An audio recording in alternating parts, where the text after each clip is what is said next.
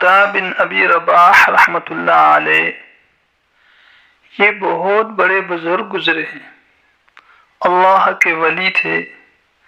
امام اعظم ابو حنیفہ رحمۃ اللہ علیہ کے اساتذہ میں ان کا شمار ہوتا ہے، اور امام بخاری رحمۃ اللہ علیہ نے قال العطا کہہ کر ان سے روایات لی ہیں۔ ان کی ایک کتاب ہے اکمال الشیم، بڑی الہامی کتاب ہے۔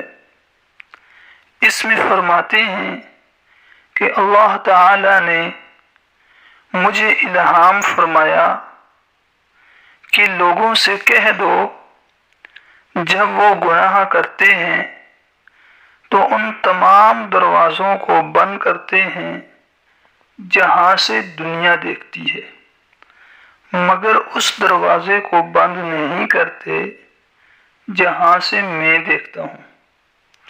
کیا اپنی طرف دیکھنے والوں میں سے مجھے سب سے کمتر سمجھتے ہیں؟